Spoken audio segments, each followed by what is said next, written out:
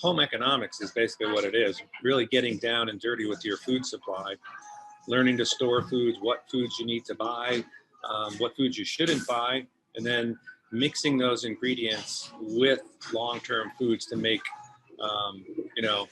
a culinary arsenal, I call it. So, one thing that people won't find in the course, there's about, 15, 20 videos on freeze-dried foods, but those are the things we want to they last 25 years. You talk about some of that kind of stuff.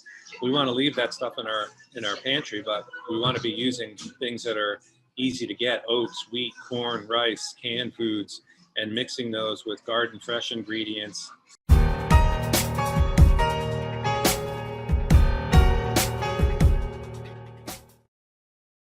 And good afternoon, everyone. Thanks for joining us today. Special guest, Kevin Snow, Chef Kevin Snow, as a matter of fact. A lot of the things I talk about, crop losses here, economic reductions over there, but today it's going to be more about what we can do about it. So we're going to talk about harvest eating, and Chef Keith Snow has the Harvest Eating YouTube channel. Also, if you go back and look at some of the prior videos there, had a television series of harvest eating, and then also right over on harvesteating.com, talking about regenerative agriculture, growing your own local food, consuming your own local food from your gardens, from community gardens, those around you, so that distance to the plate from where it's produced is minimized.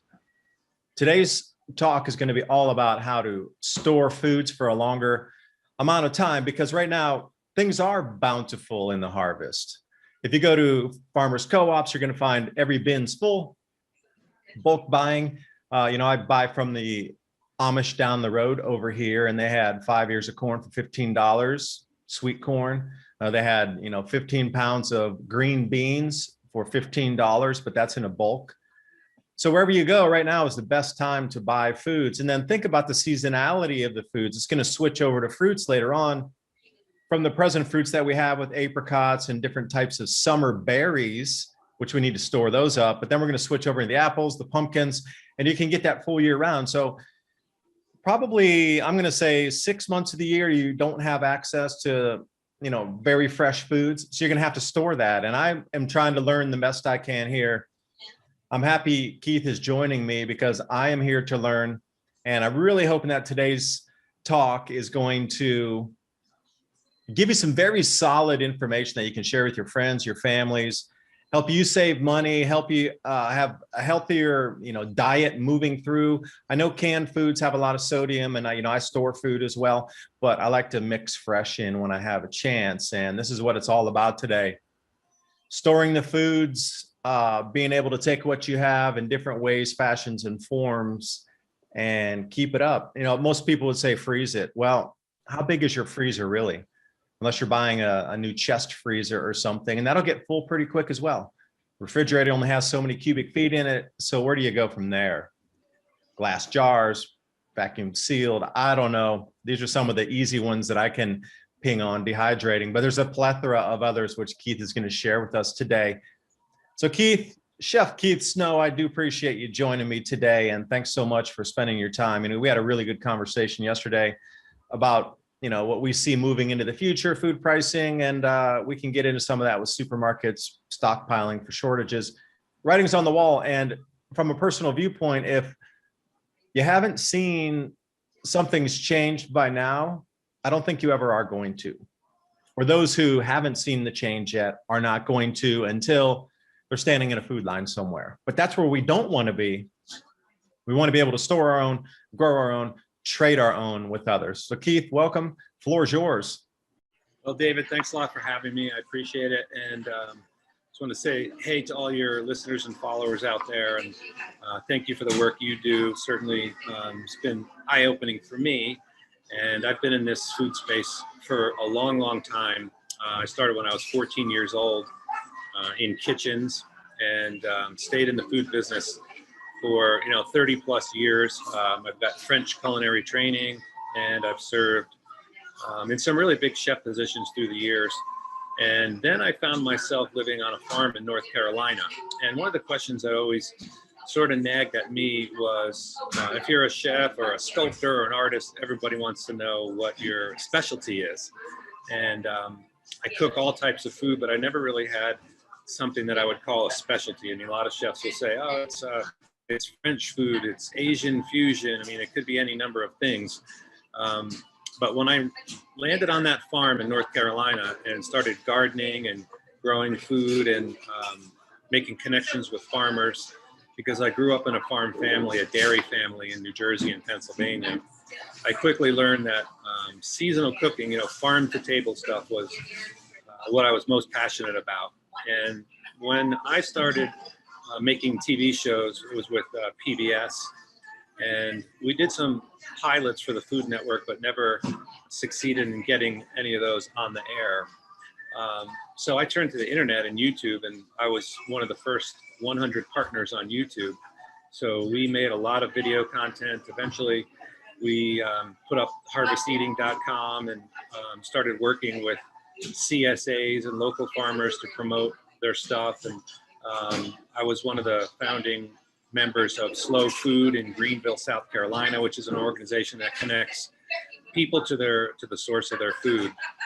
During that time, I was working with Whole Foods, and we were filming segments in their store.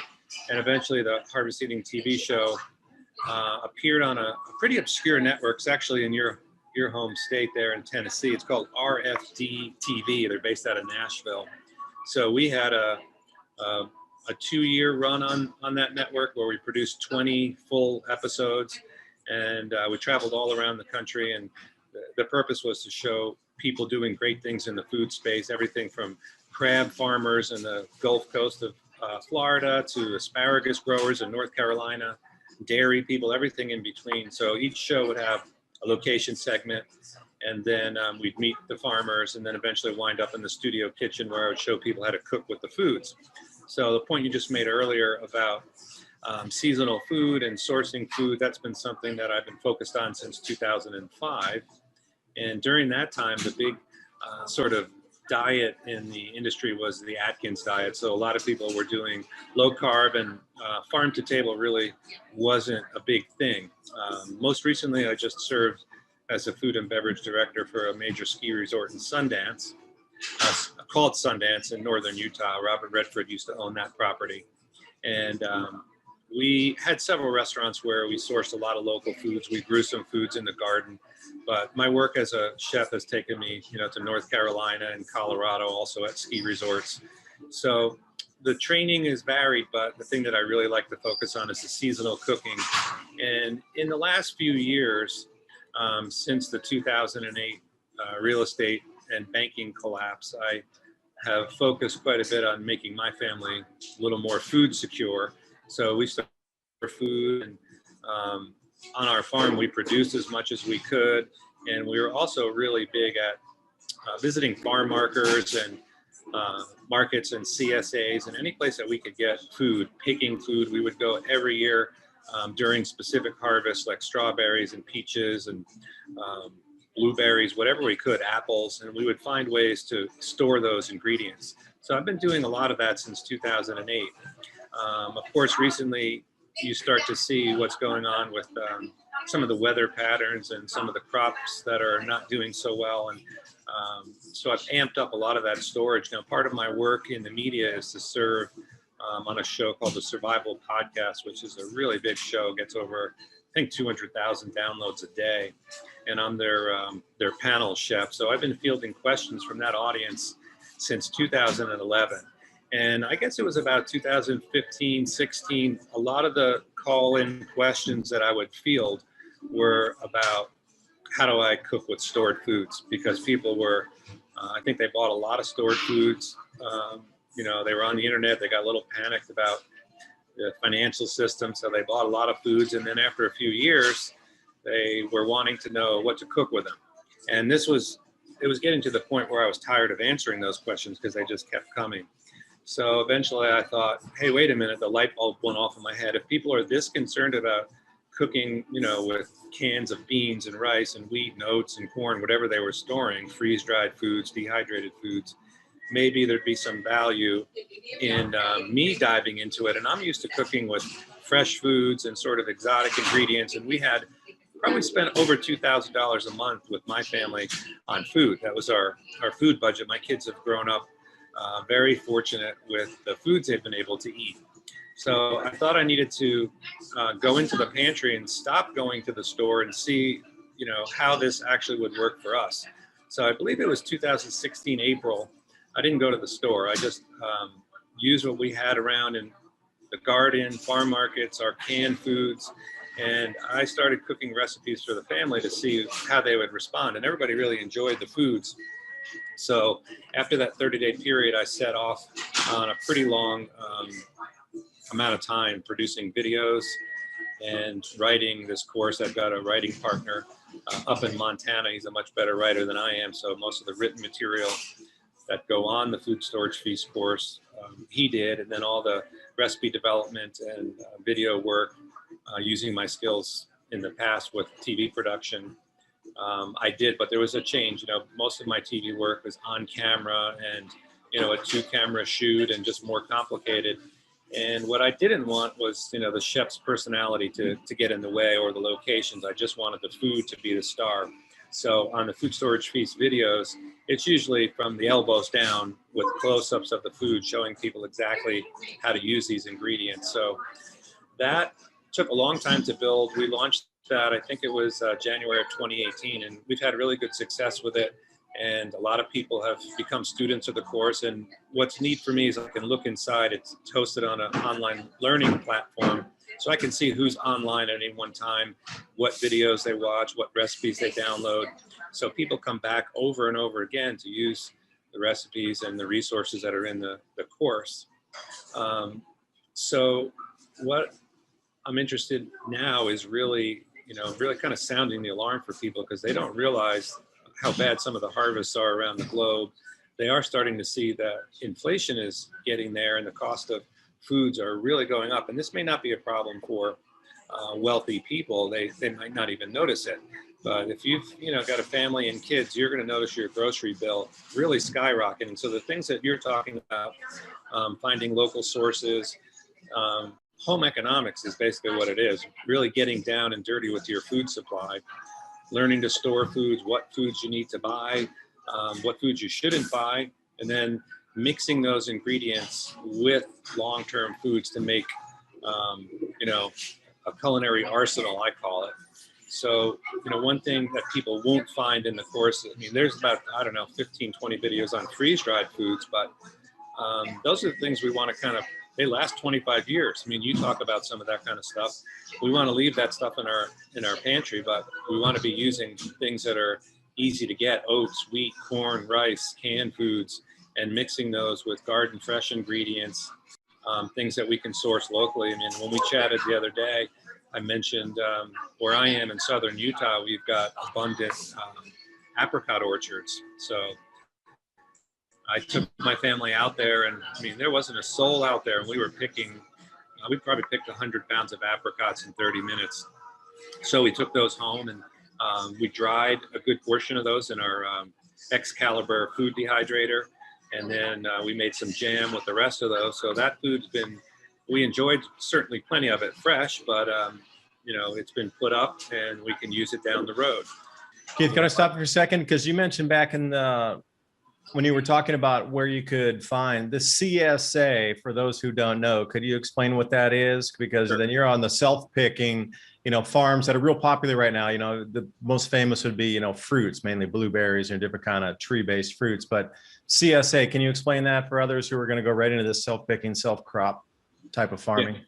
Yeah, sure. So CSA stands for Community Sustainable Agriculture, and there's several formats of CSAs, but it's usually when you're partnering with the grower or farmer.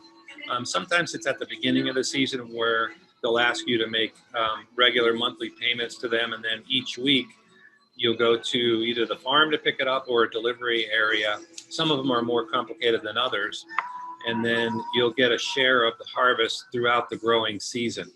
And you can find a lot of CSAs by visiting a website. It's called localharvest.org. And there are farms and markets listed. There's tens of thousands of them listed around the country. And it's a good point that you mentioned. That's one of the reasons I started Harvest Eating, was when people were visiting and joining these CSAs, they're getting baskets of food and they're panicking. So they would go on the internet, what the heck is kohlrabi, or how do I cook with a turnip, or wild greens and all that. So that's when they started to really find the Harvest Eating content. This is 2005, 6, 7, 8. So I started to tailor a lot of my content around teaching people to use those foods. But there is a lot of food out there if you just look for it. Yeah, now let me throw a point in there for you, because you mentioned the deep leafy greens. Now, from my own personal research, going back through these last 6 grand solar minimums back to, I'd say, solidly 2,400 years ago, 400 BC, they call it the Homeric minimum.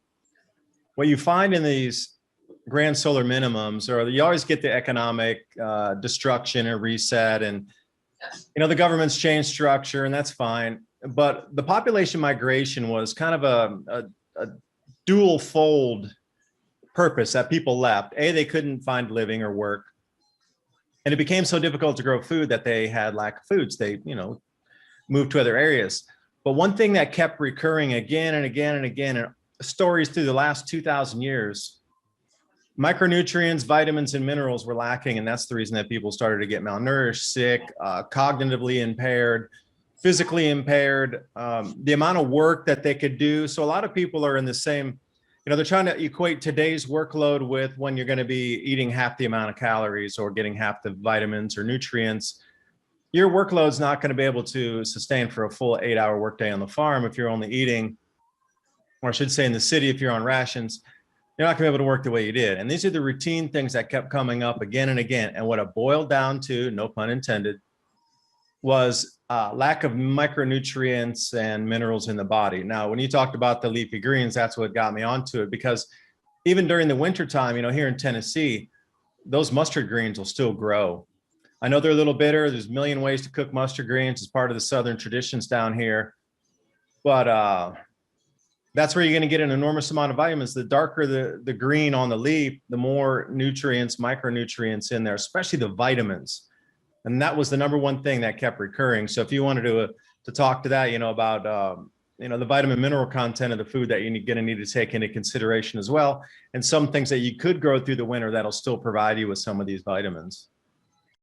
Those are some of the most nutrient-dense crops out there, some of these leafy greens. And growing up a Yankee from New Jersey, I don't think I saw kale until I was 21 years old, so it wasn't really a popular thing for me. But knowing the food culture in the South, having spent 10, 15 years in the Carolinas, that is a really important crop. And some of those cold hardy things can really do well. I mean, they can grow right through frost. And we've had cabbages, greens, all types of things like that go through some serious hard frost, even a light freeze, and we still got a harvest from them. So those are foods that people, maybe they're not used to eating them, but they really should investigate these things, because they do have a lot of nutrition packed in them. They can be easier to grow. Also, some of the high quality dairy ingredients, when you talk about vitamins, fat soluble vitamins, good raw dairy, yogurt, these are things that have a lot of nutrition in them. And, touching on the regenerative agriculture side of things, if you're buying foods just from the supermarket, a little factoid is California supplies like 80%, 75, 80% of the fruit and nuts in this country. And I have European in-laws, and they've got very good fruit in Europe. And I've traveled extensively in Europe and France, filming TV shows and all that. And the fruit and the quality of the fruit there, it's so much better than the stuff you find in the supermarket, because most of these crops that are mass grown in the central valleys of California and places like that, they're not really grown for the nutritional content. They're grown for their ability to store and ship. And most of the fruits are picked completely not ripe. And yeah, eventually they'll change color. But when you pick something off the vine, it loses its connection. It's kind of like a baby and the umbilical cord. I mean, that's where the food is coming from, the vine. the nutrition from the ground. And when you cut that off, yeah, it's going to eventually ripen. And a lot of times they'll put them in a special room, and they use modified atmospheric pressure, like they pump different gases in there to make the food ripen. But the taste is just not there, nor is the vitamin and mineral content. And the fields at these major grow regions, they are not using regenerative agriculture. They're growing monocrops, they're spraying them a lot, and they're just not, the nutritional value is maybe 45% of what it used to be a few decades ago. So if you're eating just from the store, you're going to be missing a lot of nutrients. But when you start to find farmers markets and CSAs and grow things in your own yard, you're typically dealing with smaller people that care a lot more about the soil. And basically the soil, it's not just dirt, it's serious. There's serious things happening below the surface of the ground that most people just don't comprehend. And trust me, I've worked my way up as a gardener, thinking that you just plant into the red clay in North Carolina, and yeah, something comes up. But and over in Tennessee, this red clay is, it's atrocious stuff to grow in, and that it takes years using regenerative methods and mixing in animals on the pasture, on the property, to build diversity under the soil. Because if you don't have rain infiltration, if you don't have soil microbes, if you don't have all these fungus networks that grow, and if you're tilling the soil like these Central Valley farmers do, once you till the soil, you destroy those networks. So the plants will not grow unless you're using chemical applications. And these places where they get the NPK, a lot of it, there's only a few states. Tennessee has a few, there's quite a bit in Florida. And, to use the word raping the earth, I mean, that's just, it's amazing how they harvest these petrochemicals to make fertilizer, and then the farmer just sprays it on the crop year after year. It is bad for the environment in every way you look at it. So you really need to be sourcing better food. And your point, you go buy some greens in the store compared to what you could get at a farmer's market, and you take that to a lab and you test the nutrition, you'll be very surprised how different it really is. Yeah, and I'll go on with that too, because my pear, plum, and plum cot trees got ripped to shreds by Japanese beetles this year. But I use soap and water, and I'll go out there every 2 or 3 days, because I don't want to spray my trees, because that's going into the soil and I'm going to be eating that eventually. Same with the apple trees. They got some cedar rust. So what did I do? I went and bought some copper. I wanted to treat things as naturally as I could. Sure, I could get all types of fungicides and get up in the trees and whatnot, but that's not what I want in my ecosystem. And, speaking of the soil, we do have the red clay out here. And just today, before we got on our call here, we're down at the hardware store getting something called Soil Builder. It's like mulch that has broken down for another 8-9 months, where it's really just almost, I wouldn't say silk thread, but getting close between that really old mulch that's broken down into almost a powder, barely a step above that. Then we mix that in the garden bed, but we also use mycorrhiza with kelp, because you can buy a 50 or 100-pound bag of organic kelp. If you're looking at algae, and this is what we did when we planted our trees too. In the holes, we put it was an oyster shell, we put in mycorrhiza, a little bit of peat moss, all those same things, the kelp and everything, to try to supercharge those roots and get that whole fungal network down. And at the same time, I'm working with a couple of guys who are combining biochar and beam together to make a single product that, again, you dissolve in water and then spray over, and it helps that microbial network develop even further. Fully natural. I'm trying to go as far away from pesticides as I can. A couple reasons. The first one is obviously your health. And, if you're going to be spraying that around, I raise bees. I don't want my bees killed off by any types of pesticides. Bees are expensive. They're difficult to keep anyway. And I have a couple good hives, and I definitely do not want to interfere with those. Bees travel a long way. So if you're spraying in the front yard and you go back, a couple thousand feet back on the other edge of the property back there, those bees are traveling up to the pond in front here.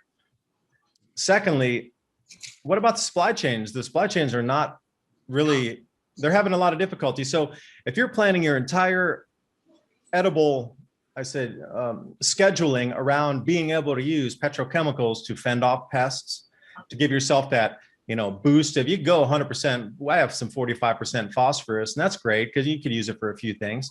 But if you're going to be doing that all the time, every time, counting on that for your food production, what happens if the supply chain goes down? Like, we burn our own wood out here and we save all the charcoal. And then what I do is I put it in a big 55-gallon drum or some other, we were using a 32-gallon trash can, put the charcoal in there, fill it with water, and then add the mycorrhiza and then add the kelp in there and let it sit for like 2 weeks until that charcoal absorbs, and then just throw that in the field or in the beds with it. So I'm trying to get all these different types of ways to stay away from chemicals and go 100% natural, but get that microbial base in the soil as churning as it can naturally. And we had an old chicken coop out here, ended up scraping that out and just liberally throwing it around in different places. Even it's been broken down for a couple of years. It's a super old chicken coop out there. I'm the same way, trying to keep it as healthy ecosystem as possible without disturbing the very fiber of life that gives you your life in terms of vegetables and produce. As you were talking, it reminded me when I was first starting to garden on our farm in North Carolina. I, of course, wanted to go the natural route, and I had, it was basically monocrop, like a bunch of tomatoes or single species plants, and they would get destroyed by the bugs. And then I'd watch my neighbor, and she had a tremendous harvest. She was a much older woman, but she would douse her plants with 7 Dust. And I know that one. It's been around forever. She would put it in an old a tube sock, a big long tube sock, and then she'd just go in there banging it all around. There'd be white powder everywhere, and she would get a lot of harvest. But you're thinking to yourself, well, is that stuff safe? Well, you can't harvest it within 7 days. So I'm like, well, it's got to be in the soil. The soil is uptaking into the plant, and vice versa. Whatever's on the plant winds up in the soil. It can't be good. And that really started me on a path to look at other ways. And then I would see farmers at some of these big orchards, and they would drag these things that look like a giant missile down each row of the orchard, and they'd be in white suits covered with their face was covered, goggles, they'd have big respirators on, spraying these chemicals all over these trees. And you just think to yourself, this can't be good.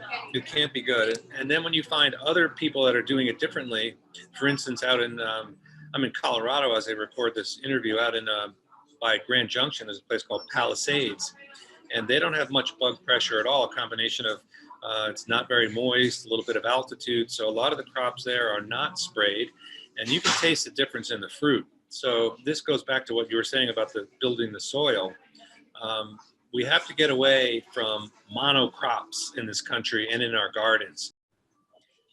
Yeah, these are all things that I think people just are not aware of, at least not many out there. I mean, how many times have you heard, yeah, there's failing crops. I don't eat corn and soybeans. People just don't realize how connected those monocrops are to the food system overall. And yeah, there's been a lot of losses in just about every space. Wheat, corn, soybeans, tons and tons of fruit orchards just are not there anymore.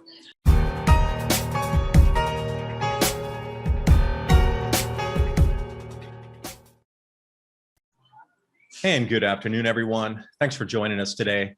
Special guest, Kevin Snow. A lot of the things I talk about, crop losses here, economic reductions over there, but today it's going to be more about what we can do about it. So we're going to talk about harvest eating, and Chef Keith Snow has the Harvest Eating YouTube channel. Also, if you go back and look at some of the prior videos there, had a television series of harvest eating, and then also right over on harvesteating.com. Today's talk is going to be all about how to store foods for a longer amount of time, because right now things are bountiful in the harvest. If you go to farmers co-ops, you're going to find every bin's full. Bulk buying, I buy from the Amish down the road over here, and they had 5 ears of corn for $15, sweet corn. They had 15 pounds of green beans for $15, but that's in a bulk. So wherever you go right now is the best time to buy foods. And then think about the seasonality of the foods. It's going to switch over to fruits later on.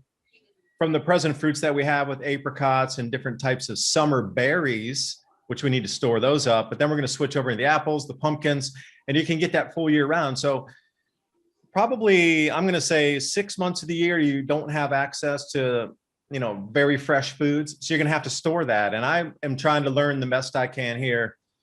I'm happy Keith is joining me because I am here to learn.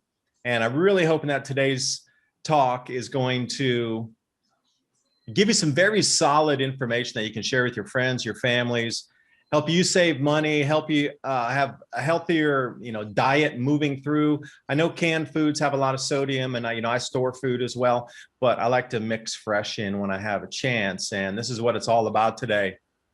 Storing the foods, being able to take what you have in different ways, fashions, and forms, glass jars, vacuum sealed. I don't know. These are some of the easy ones that I can ping on. Dehydrating, but there's a plethora of others which Keith is going to share with us today. So Keith, Chef Keith Snow, I do appreciate you joining me today, and thanks so much for spending your time. We had a really good conversation yesterday about what we see moving into the future, food pricing, and we can get into some of that with supermarkets stockpiling for shortages. We want to be able to store our own, grow our own, trade our own with others. So Keith, welcome. Floor is yours. We have to get away from monocrops in this country and in our gardens. There's a lot of information out there that it's permaculture based, companion planting. So, for instance, if you have tomatoes, you're going to get a lot of pests that want to eat the tomatoes. Darn well there in Tennessee, if you plant squash, it's going to look wonderful until the squash show up, and then you're going to get squash bugs and stink bugs, and they are horrible. So in order to combat that, you have to use, different plants. So around tomatoes, you can plant carrots, you can plant garlic bulbs. So you just have to have a lot of diversity in the garden. And sometimes there's pests, whether they be flying pests or ground-based things like squirrels or rabbits. You have to just know that they're part of the ecosystem and plan on putting things in the ground that they can eat. And a lot of times, just by doing the right companion planting, and if you've got rabbits that eat stuff or deer, you can plant crops that they like, and they'll eat some of that, but in the end you'll wind up with a harvest without dousing it with dangerous chemicals. Because the chemical system, you're going to see, and I know you're seeing it, I don't think the public is aware yet, but this monocrop thing that we've been doing for decades, it's ending badly. It's terrible for the crops. It doesn't infiltrate rain. The soil's blowing away at record levels. When you look at people like Gabe Brown and others that are using regenerative methods, they are actually making a profit, and they're planting as many as 17 different types of seeds at a time into their fields using a drill seeder. They never till the soil, and they're able to infiltrate 10 times the water that their neighboring farmers can infiltrate, because it just runs off, because there's no structure to the soil, because it's tilled all the time, and they put all these pest applications, and they're growing one type of crop, usually corn and soybeans. This is not going to end well for the country. So the quicker we as individuals learn to use some of these regenerative methods to build the soil, to deal with the pests naturally, and to create ecosystems. Like you have different crops, you're building the soil, you've got bees there for pollination. There's a lot of things that you can plant that attract pollinators naturally as well. All those things need to be a part of what you're trying to do to free yourself from what I feel is a quickly failing food system. Yeah, and throw the curveball in of cooling and shorter growing seasons, shrunken growing seasons because of this grand solar minimum onset and intensification. So a lot of the traditional crops that took us, almost 200 years to figure out where the perfect grow zone for those are, wired in and dialed in the plant and harvest by dates pretty much over the last 100 years. Well, that's all changed ED, and it's continuing to change as we go every single year forward. So the wipeout of almost all the wheat crop in the United States this year, at least half the corn's gone. Brazil lost 50% of its production. Argentina's halting exports of corn and beef. And you look at Australia, they were starting to export, but then the mouse plague, and they lost so much crop because of the one of the largest mouse plagues they've had since the mid 1800s. So it just starts to add in, and then the massive, gigantic floods yet again in China in the same areas that didn't recover from last year's floods in the growing areas. So as we look forward, you're still going to have the same appetite, if you will, for food, calories, tonnage. But where's it going to come from if it's not being grown at the moment? I understand we have some carryover stocks, but how trustworthy do you think the USDA numbers are?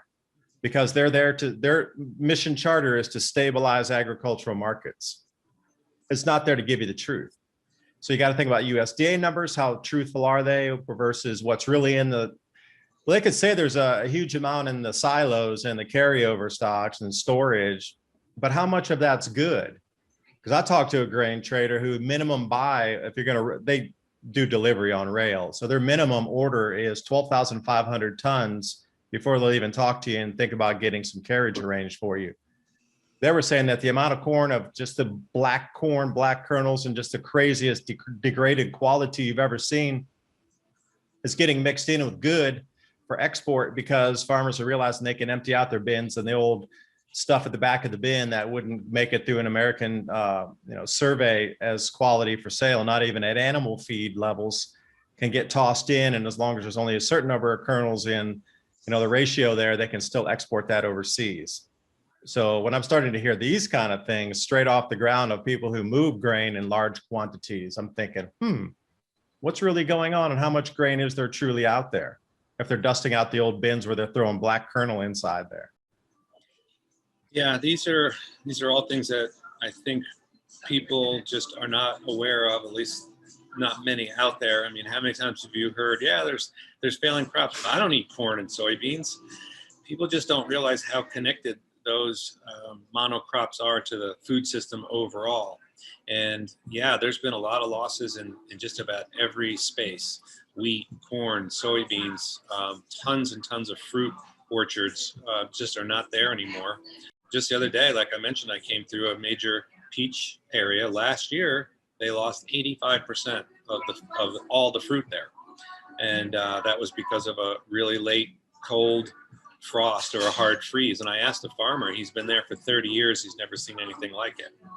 So these problems are everywhere, and it seems like it's really coming to a head. And, on harvesteating.com, I sell different food products, spices. I also have a line of vegan Parmesan cheeses. They're called Thoughtful Harvest. And I have to buy foods in the commodity market to get the ingredients to manufacture these products. So, my vegan cheese is made with almonds, and you're hearing just about daily almond farmers are just ripping their trees out because the almonds are one of the thirstiest crops that there are. They drink a lot of water. So Central Valley, a lot of California farmers, they're just yanking them out of the ground because they only have so much water, and they have to use it where they feel they're going to get the best bang for their buck. So having to buy and function in these markets, the outages are astounding. Some of my spice products, they rely on, I use as many US grown things as possible, but certainly some of it comes from India. And the supplies are just not there. And it's the same thing with packaging. I need packaging to use and sell these products, but it's so sporadic, David. In 2020, I couldn't get any packaging at all, none, because it's plastic packaging, and they were using it for hand sanitizer bottles and plexiglass that were all covered up in these days. So you couldn't get any packaging. I started to get some a little bit this year, made an initial purchase. We've manufactured these vegan cheeses. They're over at harvesteating.com, and they'll soon be out on Amazon. But now I'm hearing from the packaging supplier, and they're telling me, yeah, we can get you more lids maybe in September or October. That doesn't work for somebody in the business. And I know a lot of other food manufacturers, and they're having real problems getting things that you would think are basic. And then, of course, the supply of meat is being really, really curtailed. Having connections to the restaurant industry, like I mentioned earlier. I had a conversation with a chef that I hired, and I think he said it was a $10 a pound one day to the next increase in filet mignon prices. A few years ago, the amount of seed potatoes in the Russian River Valley not there. A lot of cold, so there's difficulties in potatoes. And I watched. We used to get really great Idaho potatoes, and we'd make hand-cut French fries at these restaurants that I was running. And these potatoes got smaller and smaller and smaller. And I would read the market reports coming from the food service companies, and the amount of outages and shortages and price increases. And we no longer get this potato, so now we're going to substitute this potato. And these things were beat up, a lot of black marks on them, 2 inches long. Just the quality of the produce and the availability, lettuce shortages. This was happening all through 2020, and I know in 2021. So I think people really need to, number one, wake up about this and start stocking up their house with as much food as possible, and then doing what you're doing. I mean, I put out a podcast the other day on my podcast, a Harvest Eating podcast, urging people to plant perennial bushes, to start gardening, to go and meet a farmer, to find local meat. All these things are available to do, and you really need to kind of wake up and do it before you're in a food line, like you said. I mean, because that could never happen in the United States, of course. But I'm alarmed, and I know I'm in the food industry. I have been for 30 years, and I see what's going on. I know a lot of farmers, and it's a serious situation. Yeah, and just from I guess a lot of people would be asking the same question. Why would the farmers with the almond plantations decide to rip up their trees instead of just not giving them water, let them possibly go dormant, maybe survive, because one little taproot will survive without water. They pretty much will try to go into their survival mode. Why would the farmers rip the trees up when they know there's a possibility, if rains do come or if there is some moisture coming in the next few months, just a typhoon or a hurricane comes off the Pacific and moisturizes the area again, those trees could sort of revitalize themselves just enough to stay alive to the next season. I mean, what do they see out in the future that they're tearing up their trees now, that they're almost saying we're out of business, there'll never be any more water again, we're never going to grow anything again? For me, that makes no sense why farmers would rip up their trees.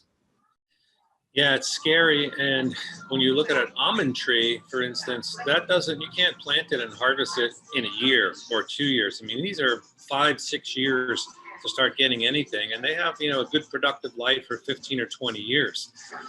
So they're seeing something we're not with what's going on with water.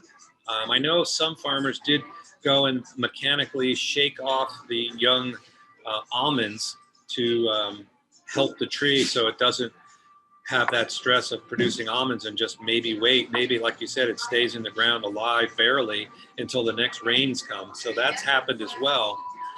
But a lot of them, 400 acres of trees at a time are being ripped out in some areas.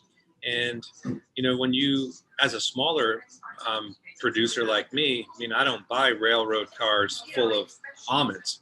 And what happens, you start seeing these bigger producers, they won't sell to the little guy anymore. So if you're not a major customer, you're just pushed to the wayside. I contacted my supplier today, and I'm waiting to hear back, how much supply is there in the market, because I've got to plan to, remanufacture the products. But it's really becoming, at least for me, something that I enjoy doing it. They're great products. The customers love them. I've been selling spices since 2011. I've got thousands of repeat customers, but number one, I'm not going to substitute ingredients because I'm not trying to make $1 billion. So I'm not going to use cheap ingredients just to sell it to somebody. So, somebody emailed me today and they said they like a spice blend. It's called Carolina Competition Barbecue, but some of the ingredients that I use, I just can't get because I use contract grown ingredients. And that's when you make a contract with a farmer and you get a harvest. I don't buy them on the open market. And when you start using ingredient brokers, they don't even know where the food comes from. It's just, we've got, 1,000 pounds of garlic powder. They can't tell you where it comes from because a lot of it come from China, here and there, all over the place. So I don't do that. And for me, it's losing its luster. I just don't enjoy having to scramble around and substitute to make foods because I really care about what I'm doing. Yeah, it all comes down to the supply, and people think it's endless. They just think that it will never run out. And but if you look back through history, time will tell, and you can see where there's been products. I mean, my father-in-law, he's from England, and he was telling me he's 78 years old. He remembers rationing cards. You would go into the stores, and he grew up in Windsor, right near the castle, and you'd have a ration card. And the storekeeper, his grandfather was the storekeeper, and they would, mark your card to show how many eggs you got that day or how much milk, whatever it was. So these are things that, there is historical precedent for it. Just we don't think in the breadbasket of the world here in the United States that it can ever be an issue. So what are some of the easiest crops to grow, do you think? Like, let's say I'm a beginning gardener, Keith, and I'm listening in and say, well, I'm super excited. I want to go to the store today and buy seeds. One thing, we went to a co-op store this morning, and what used to be a super giant seed rack of, probably 200 different varieties is squeezed down into, you talked about some beets and a few other things, but there's not many seeds left even on the seed racks now as you're going through, because we're coming into the midsummer. It's kind of at the end of planting season, unless you're going to put pumpkins in the ground. But if I'm really excited right now, give me some ideas of what do you think some of the easiest crops are to get started with for just the person who says, I never grew a thing before. Here's my first seed. Now what do I do? I think every beginning gardener has faced that question and had to make those decisions. And I would first recommend securing seeds, number one, going to a place. And you want to also quickly go over, or I'll go over the difference between open pollinated and hybrid seeds. Now, a hybrid seed that you can buy, you go to Lowe's or Home Depot, they've got all these hybrid seeds there. They do have heirlooms too, but a hybrid seed only grows one time. So you cannot save the seeds from a hybrid plant and get the same exact fruit or vegetable from it, because it won't grow what they call true to type. So for an example, Sweet 100 cherry tomatoes is a great product. It's not genetically modified, it's just a hybrid. So it's been bred to produce a lot of beautiful cherry tomatoes, but you cannot save the seeds. So the smart thing to do is to find the heirloom open pollinated varieties of seeds. So a place like Baker Creek, it's rareseeds.com. That'll be a good thing to put in your show notes. So first of all, get yourself some heirloom seeds that you can save the seed from. But once you start getting some seeds, the first thing I would suggest are perennial trees and bushes. Those take quite a few years. I mean, not a tremendous amount. You can get blueberries in a year or two, but I would plant, I would buy trees and bushes and get those planted first. Things like asparagus that are perennial that come back. And then I would look on the internet and find books about companion planting. And I would plant a polyculture around these crops. But then, some of the best things that we can grow that are easy, potatoes are very easy. I've grown hundreds of linear feet of potatoes and had so many potatoes we didn't know what to do with them, and we were giving them away and storing them. So potatoes can produce a bumper crop. And then you start talking about winter squashes, where you can, in the Carolinas, sweet potatoes grow tremendously well. And you can eat the greens from sweet potatoes. The potatoes store a long time. They're pretty caloric and dense. All the winter squashes are tremendous to grow, because those, you're in July, this is the perfect time, at least in your area, to start putting butternut squash and acorn squash, things like that, into the ground. Because if you get 20 or 30 butternut squashes or acorn squashes, you can be eating off of those things for months and months. So if you're really interested in this kind of thing, hopefully you have a cool basement that doesn't get a lot of light, because you can store these foods. You can also learn about creating a root cellar, which is an excellent thing to do.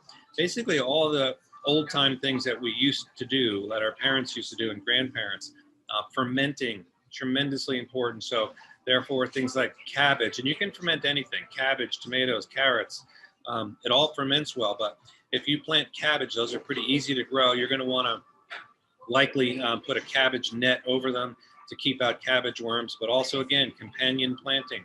What things can you plant with the cabbage that the bugs like or don't like, and what kind of flowers can you plant in between there to attract ladybugs and other beneficial, because there's a lot of beneficials out there, and that's where you really need to do your study.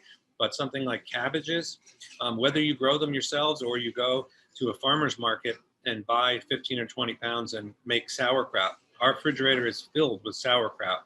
I make it probably 25 pounds at a time. I've got an old German crock, and It's salt and cabbage. That's it.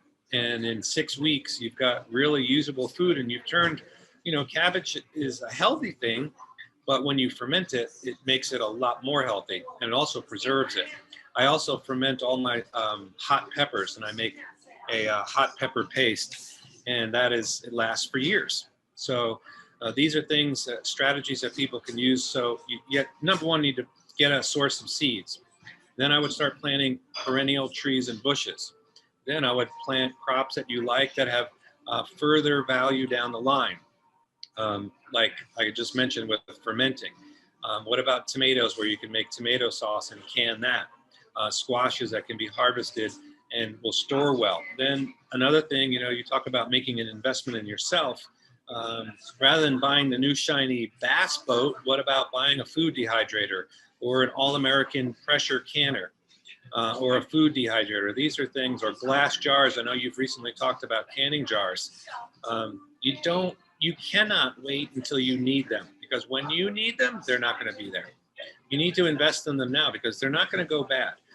Canning jars and lids are a great thing. When I was filming my TV show, one of our title sponsors was a company that made reusable canning lids. So investing in these kind of ancillary supplies to help take the harvest that you get from your own land, from your neighbors, from farmers markets, from CSAs, and you can turn these things into other foods down the road. But it's about education, after all. There's a book out there. It's called Jam It, Pickle It, Cure It. And it's basically a book filled with home economics projects that surround food, whether it's making your own ketchup or easy cheeses. I mean, if you have a source of raw dairy in your state there, you can buy raw dairy. And I'll provide a link to that as well. There's an online site that shows you exactly what's going on with raw dairy in all 50 states. There's a lot more states than you would imagine where you could go directly to the farmer, not the supermarket, and buy higher quality, well-created foods like raw milk. You have to do your homework when you're dealing with raw milk. You can't be buying it from somebody that doesn't care for the pastures, doesn't know how to handle the milk. I mean, those are important questions to ask. Are they doing testing? But those are foods. Earlier, you talked about nutritional content. You're going to get a lot more nutritional benefit from raw milk or homemade yogurt than pasteurized milk. So this is it's an organic thing from the ground up, and you need to look at all your foods and start making a list. Seeds, bushes, equipment, canning supplies, connections, all these things, gardening tools. Yeah, that was a good, thinking about root cellars. How about a Faraday root cellar? Because a lot of people are talking about Faraday cages, but at the same time, storing things. So do you think it's a possibility to do a quote unquote Faraday root cellar, trying to combine different systems together and, looking at what you can grow in terms of the flowers in your garden that are also medicines that could be turned into medicines, instead of just being a flower that either attracts or repels different types of predatory wasps that, lay their eggs inside those caterpillars. And if you think you see a pretty white butterfly, for me, that's terrifying, because I know they're laying eggs to go eat up all my vegetables. So, thinking about flowers that you could plant at the same time that then could be dried and turned into different types of medicinals, whether it be an aqueous ultrasonic separation, and then you could store that in alcohol, or that's why I have some of the beeswax out there. I'm just starting and learning in my very first year of trying to use beeswax to combine for salves and balms, these kind of things. So I'm getting into it more on the medicinal side of things too, of growing for medicine. But the food is your own medicine, but also it could be in terms of antibiotics, the most famous being marigolds. Boil that down into a slow boiled tincture, and then it's an antibiotic drop there. I mean, there's some really simple basics, but again, the marigolds are great for getting pests out of your garden. So at the end of the year, there's a lot of benefits to be able to harvest different flowers, etc.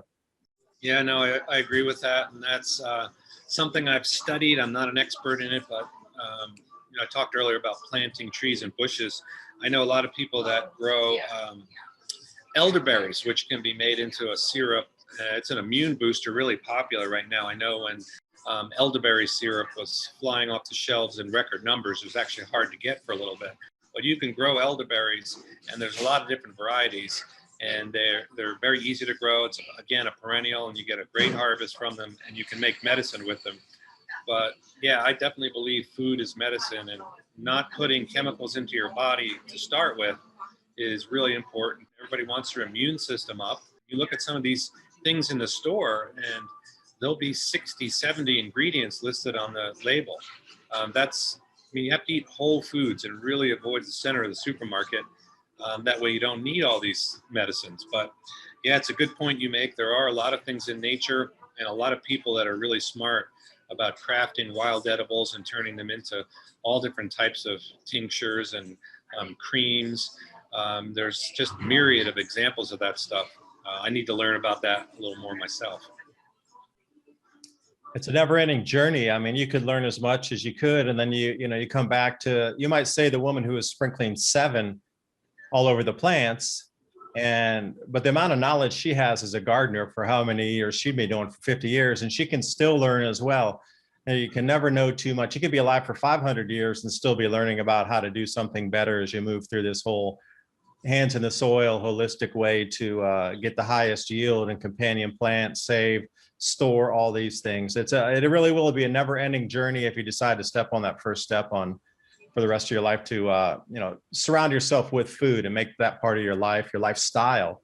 It can't be just like, hey, I'm going to do it. It's got to be incorporated in your lifestyle. Some people play music, but it's got to be part of the lifestyle, where you go in your garage and it's full of tools because they're, some of them still have mud on them because we're, out there planting the last couple of days. It's that, continuous incorporation of that skill set into your life.